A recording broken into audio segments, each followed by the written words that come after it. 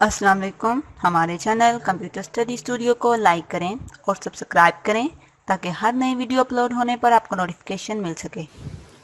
Lesson number 8 हमारे पास है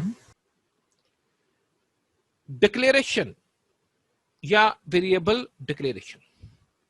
the process of specifying the variable name and it's type is called variable declaration. हमने सबसे पहले variable का नाम क्या रखना है और उसमें डाटा किस तरह का स्टोर करना है, यह चीज हमारे पास कहलाती है वेरिएबल डिक्लेरेशन। वेरिएबल को एक नाम देना, वो नाम आइडेंटिफायर के जो रूल्स है उसको ज़हन में रखते हुए हमने देना है, और उसके बाद उसमें किस तरह का डाटा स्टोर होगा। आया उसमें न्यूमेरिक डाटा स्टोर होगा, इंटीजर टाइप जिसको आप कहते हैं, या फ्लोट इशारे वाला डाटा स्टोर होगा, या आपके वो कैरेक्टर्स एबीसी में से कुछ स्टोर होगा, ये उसकी डाटा टाइप कहलाती है। A program can have as many variable as needed. एक प्रोग्राम में आपकी मर्जी है कितने वेरिएबल्स की आपको जरूरत है, आप एक से ज्यादा वेरिएबल डिक्लेयर कर सकते हैं, इसकी लिमिट कोई नहीं होती। आपके प्रोग्राम की लॉजिक पे डिपेंड करता होता है कि आप एक प्रोग्राम में 10 वेरिएबल बना लें, आप 20 बना लें, आप उसमें 100 बना लें। C is a strongly typed language. Strongly typed. It means that all variable must be declared before they are used in the program. अब देखें कि जितने भी हमने वेरिएबल बनाने हैं इसकी कोई स्पेसिफिक लोकेशन नहीं है कि आपने इसको फलान लाइन में ही जाकर लिखना है। जिस तरह से सी का प्रोग्राम शुरू करते हैं तो हमारी जो पहली लाइन है वो हमेशा हैश इंक्लूड और हेडर फाइल के साथ शुरू होती है। वो उसकी मखसूस एक लोकेशन है कि आपने उसको वहीं पे लिखना है। लेकिन ये जो वेरिएबल्स हैं वो कहता है कि इसकी कोई मखसूस लोकेशन नहीं है, आप बॉडी ऑफ द प्रोग्राम में कहीं भी इसको इस्तेमाल कर सकते हैं। लेकिन जहां पे आपने किसी इक्वेशंस के अंदर इसको यूज कर लिया, जिस तरह से मैं लिखता हूं C is equal to A plus B, कि A और प्लस को B को जमा करे और जमा करके उसका रिजल्ट C को असाइन कर दे। जिस लाइन पे मैंने ये लिखा है उस लाइन से ऊपर आप कहीं भी इन तीन वेरिएबल्स को डिक्लेयर कर लें। जहां पर आप इसको इस्तेमाल कर रहे हैं उसको इस्तेमाल करने से पहले आप कहीं भी इनको डिक्लेयर कर सकते हैं, कोई मखसूस लोकेशन इनकी नहीं होती। A variable can be declared anywhere in the program before its use, कहीं पे भी, लेकिन इस्तेमाल से पहले। The variable declaration provide information to the compiler about the variable. जिस वक्त हम वेरिएबल को डिक्लेयर कर रहे हैं तो एक्चुअल वो कहता है कि आप एक इंस्ट्रक्शन दे रहे हैं कंपाइलर को कि ए हमने एक नाम दिया है, इस नाम में इस किस्म का डाटा स्टोर हो सकता है। वो डाटा की टाइप क्या होगी वो सबसे पहले हम डिफाइन करते होते हैं कि वो इंटीजर है, फ्लोट है या कैरेक्टर है, मुख्तलिफ किस्म की होगी, आगे हम देखेंगे इसको। The compiler use the declaration to determine how much memory is needed for each variable. अब देखेंगे जैसे हमने एक वेरिएबल को डिक्लेयर किया, हमने उसकी डाटा टाइप भी बता दी, तो फौरन कंपाइलर को पता चलेगा कि ये जो डाटा टाइप्स आपने उसको बताई है उसके लिए कितनी फिक्स्ड मेमोरी में एलोकेट करे।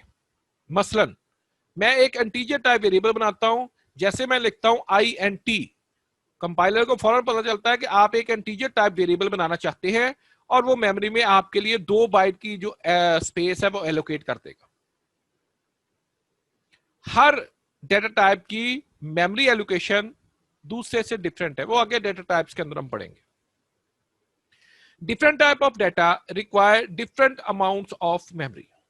इंटीजर 2 बाइट लेता है, फ्लोट 4 बाइट लेता है, कैरेक्टर 1 बाइट लेता है। ये आगे हम डिस्कस करेंगे जब हम डाटा टाइप्स पढ़ेंगे। तो वो कहता है कि हर डाटा टाइप ने मेमोरी में कितनी जगह लेनी है वो दूसरे से मुख्तलिफ है।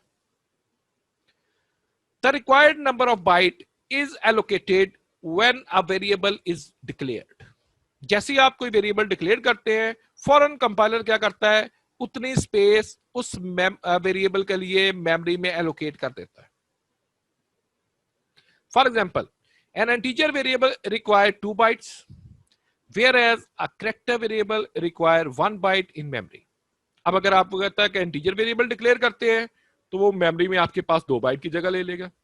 अब अगर आप कैरेक्टर वेरिएबल को डिफाइन करते हैं तो वो मेमोरी में 1 बाइट की जगह लेगा। कंपाइलर ऑटोमेटिक करेगा, आपने सिर्फ उसको डाटा टाइप बतानी है, बाकी काम कंपाइलर का है। Once a variable is declared it's data type can not be change during program execution. एक मतलब जब आपने वेरिएबल को डिक्लेयर कर दिया और उसको एक डेटा टाइप आपने असाइन कर दी, बता दी है, अब वो कहता है कि आप उसकी डेटा की टाइप को चेंज नहीं कर सकते। आपने एक वेरिएबल डिक्लेयर किया इंटीजर ए एक वेरिएबल है और उसमें इंटीजर टाइप डेटा को स्टोर करें। अब ये नहीं कि प्रोग्राम एग्जीक्यूशन में आप ए में ए कैरेक्टर को स्टोर कर रहे हैं, एबीसी में से कोई कैरेक्टर स्टोर करने की कोशिश करते हैं, वो नहीं इसके अंदर होगा ना, आप उसकी डेटा टाइप को बाद में चेंज कर सकते हैं। However, the value of the variable can be changed during program execution. वो कहता है कि नाम चेंज नहीं होगा, उसकी डेटा टाइप चेंज नहीं होगी, उसकी वैल्यू चेंज होती रहेगी, क्योंकि वेरिएबल का मतलब होता है चेंजेबल, वेरीज, तब्दील होना। उसकी वैल्यू किसी भी वक्त चेंज हो सकती है जब भी आप कोई क्वेश्चन इस्तेमाल करेंगे। सिंटैक्स कैसे हम उसको डिक्लेयर करेंगे? वो कहता है कि सबसे पहले आपने लिखनी है डेटा टाइप, उसके बाद एक स्पेस देनी है और फिर वेरिएबल का नाम देने के बाद सेमीकोलन। ये इसका सिंटैक्स है वेरिएबल को डिक्लेयर करने का, ये आप याद रख लें। ये सिंटैक्स आपको याद हो जाएगा तो आप कोई भी वेरिएबल को डिक्लेयर कर सकते हैं। सबसे पहले कहते हैं data type. It indicate the types of data that can be stored in variable, कि वो जो डेटा आप स्टोर करेंगे वेरिएबल के अंदर वो नंबर्स होगा, होल नंबर, वो इशारिया वाला डेटा होगा, वो आपका कैरेक्टर होगा। उसकी टाइप सबसे पहले आपने बतानी है, फिर आपने उसका नाम लिखना है। इसके बाद है जी variable name. It refer to the memory locations of the variable, जिसको आप आइडेंटिफायर का नाम देते हैं, ये हमने खुद देना है। कल हमने कहा था कि आइडेंटिफायर शॉर्ट और डिस्क्रिप्टिव होना चाहिए, आपको पता हो कि इसके अंदर नाम से पता चल जाए कि इसमें डाटा किस तरह का स्टोर होना है। तो सबसे पहले आप उसकी डाटा की टाइप बताएंगे और फिर आप उस आइडेंटिफायर का नाम लिखेंगे और आखिर पे आपने क्या करना है, टर्मिनेटर साइन लगा देना है, आपकी वैलिड स्टेटमेंट बन जाएगी। एग्जांपल देखें जी, एंट MARKS मार्क्स। अब ये जो एंट लिखा हुआ है ये डेटा टाइप है, ये कंपाइलर के इंस्ट्रक्शन है कि हम एक इंटीजर टाइप वेरिएबल डिक्लेयर कर रहे हैं जी, और नाम हमने उसका क्या रख दिया, मार्क्स। दूसरी देखें फ्लोट एवरेज, हमने अशारिया वाला कोई डाटा स्टोर करना है, कंपाइलर फौरन 4 बाइट मेमोरी में एलोकेट कर देगा और उसका नाम रख देगा एवरेज, और उसके अंदर आप अशारिया वाला डाटा स्टोर कर सकते हैं। CHAR कैरेक्टर, कैरेक्टर आपके अल्फाबेट्स हैं ABC, वो आपने स्टोर करने हैं, नाम उसका है ग्रेड। डबल, आप इशारिया वाला डाटा स्टोर करना चाहते हैं लेकिन बड़ा नंबर एक स्टोर करना है, लिमिटेशन होती है इसकी। फ्लोट और डबल दोनों में इशारिया वाला डाटा ही स्टोर होता है, लेकिन इसकी लिमिटेशन है कि कितना बड़े से बड़ा नंबर आप इसमें स्टोर कर सकते हैं। इसका नाम हमने रख दिया सैलरी। तो ये कंपाइलर फौरन क्या करेगा, डाटा टाइप के मुताबिक उतनी स्पेस मेमोरी में आपके लिए एलोकेट कर देता है, साथ उनको जो नाम आइडेंटिफायर आपने दिए होते हैं वो साइन कर देता है। In the above example, and, float, character and double are keyword that indicate data type. अब देखें कि ये जो लेफ्ट साइड पे लिखे हुए हैं सारे नाम, एंट है, फ्लोट है, करेक्टर है, डबल है, वो कहता है ये सारे कीवर्ड्स है। और लास्ट लेक्चर में हमने डिस्कस किया था कि कीवर्ड्स रिजर्व वर्ड्स होते हैं, इनकी प्री डिफाइंड मीनिंग्स है। कंपाइलर को बताया कि जब आप एंट लिखेंगे उसने क्या करना है, क्यों, ये सारी प्री डिफाइंड मीनिंग पहले से इसके अंदर सी के डेवलपर ने शामिल कर दी हुई है। अच्छा जी, ये कई कीवर्ड किस चीज को कहता है, रिप्रेजेंट करते हैं, that indicate the data types, ये सिर्फ डाटा टाइप को रिप्रेजेंट कर रहे हैं यहाँ पे। और उनके आगे जो लिखा हुआ है, the word marks, average, grade and salaries are variable name, और ये जितने भी आगे हमने नाम लिखे हुए हैं, जो आइडेंटिफायर हमने दिए हुए हैं जिसमें मार्क्स है, एवरेज है, ग्रेड, सैलरी, ये आइडेंटिफायर्स है, ये हमने खुद उसको प्रोवाइड किए हैं, और ये सारे के सारे वेरिएबल नेम कहलाएंगे। तो वेरिएबल को डिक्लेयर करने का तरीका हमने देखा कि सबसे पहले हम डेटा टाइप लिखेंगे और आगे कोई आइडेंटिफायर लिखकर आपने सेमीकोलन लगा देना है, एक वेरिएबल आपका डिक्लेयर हो जाता है। यहां पे 4 डिफरेंट वेरिएबल डिक्लेयर हुए हैं, 4 लाइनों में आपने उसको लिखा। आप यहां पे सेमीकोलन लगाएं, ये इसके आगे लिख दे, कंपाइलर को उससे कोई फर्क नहीं पड़ेगा। आप एक ही लाइन के अंदर 4 के 4 वेरिएबल डिक्लेयर कर लें। सेमीकोलन किस चीज को रिप्रेजेंट कर रहा है, एंड ऑफ स्टेटमेंट, एक स्टेटमेंट हमारी कंप्लीट हो रही है। ये थे डिफरेंट टाइप के वेरिएबल। हम एक ही टाइप के वेरिएबल एक लाइन में भी डिक्लेयर कर सकते हैं, वो आगे हम डिस्कस करते हैं। अच्छा, many variables of the same data type can also be declared in single line. एक डेटा टाइप, एक जैसे वेरिएबल आप कहें, मैंने 3 वेरिएबल इंटीजर टाइप ही डिफाइन करने हैं, तीनों की डेटा टाइप एक जैसी है, वो कहता है कि आप उसको एक लाइन के अंदर कैसे डिक्लेयर करेंगे। उसमें कहता है कि each variable name is separated by comma. हर नाम के बाद, वेरिएबल का जो नाम आपने लिखा है उसके बाद आपने कॉमा इस्तेमाल करते जाना है, सेमीकोलन आपने नहीं लगाना अभी। जैसे देखिए INT डेटा टाइप हमने दिया और आगे आइडेंटिफायर हमने किया A, B, C और आखिर पे हमने लगा दिया सेमीकोलन। ये कंपाइलर के लिए इंस्ट्रक्शन है कि 3 आपके पास जो वेरिएबल्स हैं वो डिक्लेयर करे, 3 मेमोरी लोकेशन एलोकेट करे, किसके लिए, A, B और C के लिए, और तीनों की जो डेटा टाइप है वो है इंटीजर, उनमें इंटीजर डाटा स्टोर होना है। अब क्या करेगा कंपाइलर, 2 बाइट A के लिए, 2 B के लिए, 2 C के लिए, टोटल 6 बाइट वो एलोकेट कर देगा और उनके नाम A, B, C असाइन कर देगा। तो अगर कहता है कि अगर एक जैसी डेटा की टाइप्स है तो आप एक लाइन में उनके दरमियान कॉमा दे दें, लेकिन अगर आपके पास डेटा टाइप डिफरेंट है फिर आप सेमीकोलन लगाकर दूसरी डेटा टाइप वहां पे डिफाइन करें। वेरिएबल इनिशियलाइजेशन, वेरिएबल्स को हमने क्या करना है, कोई इनिशियल शुरू की वैल्यू देनी है। अब यहां पे शुरू की वैल्यू हम देते क्यों हैं किसी भी वेरिएबल्स को, देखिए मेमोरी का हमारे पास कंसेप्ट होता है RAM is a random access memory. Random, बगैर तरतीब से, जहां उसको जगह मिलती है आपके डाटा को स्टोर कर देता है, आपके किसी प्रोग्राम को चलाना शुरू कर देता है जहां उसको स्पेस मिलती है। अब जैसे हम अपने प्रोग्राम बनाएंगे अब सी का, तो जहां उसको मेमोरी में जगह मिलेगी आपका प्रोग्राम को वहां पे बना देगा, आपके वेरिएबल बना देगा। तो हो सकता है जहां पे वो वेरिएबल बना रहा है वहां पे पहले से कोई वैल्यू पड़ी हुई हो, तो जब वो एक वेरिएबल वहां पे बनाएगा तो जो पहली वैल्यू वहां पे पड़ी हुई है वो ऑटोमेटिक उस वेरिएबल को असाइन हो जाएगी। तो फिर आप प्रोग्राम चलाते हैं तो आपने तो प्रोग्राम बिल्कुल सही लिखा था अपनी तरफ से, लेकिन आपके पास अनएक्सपेक्टेड सा रिजल्ट आ रहा है, रिजल्ट मैच नहीं कर रहा है।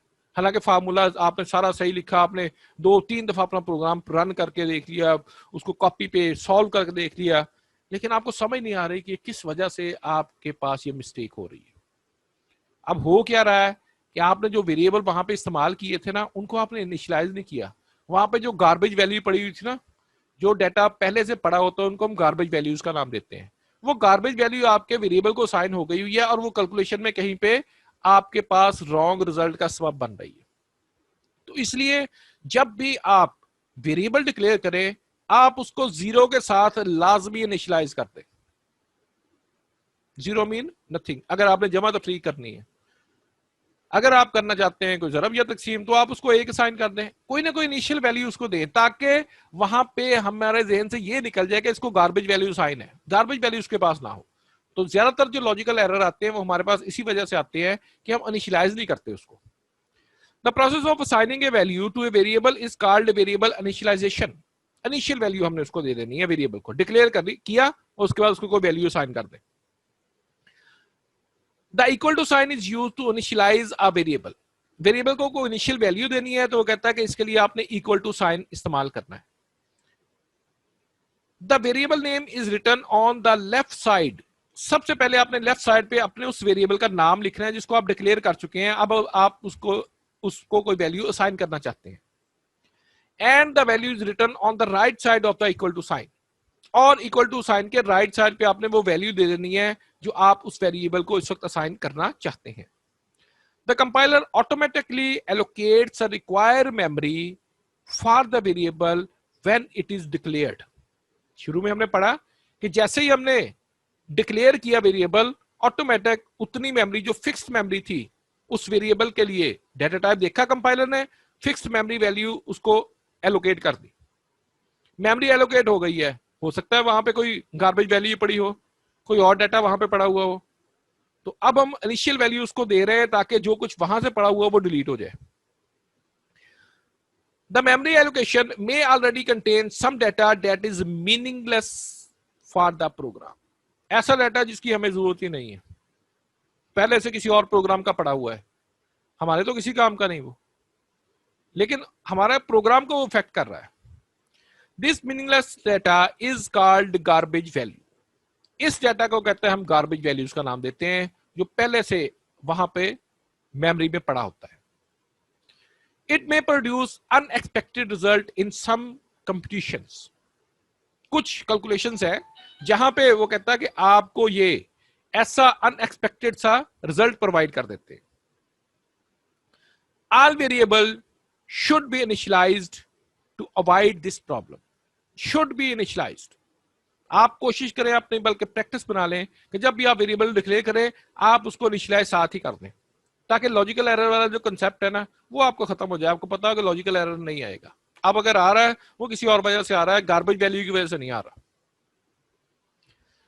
Variable name is equal to value. हमने कहा कि इनिशियलाइज कैसे करेंगे, वेरिएबल का नाम लिखेंगे लेफ्ट साइड पर इक्वल टू का साइन, और राइट साइड पे हम वो वैल्यू दे देंगे जो हम उस वेरिएबल को असाइन करना चाहते हैं। जैसे हमने लिखा a is equal to 10 semicolon, marks is equal to 50 semicolon, salary is equal to 50.0 semicolon. तो देखिए ये आपके पास इंटीजर वैल्यू a को साइन हो गई, 50 मार्क्स को साइन हो गई इंटीजर वैल्यू, ये फ्लोट पॉइंट है, अशारिया वाला डाटा सैलरी को साइन हो गया।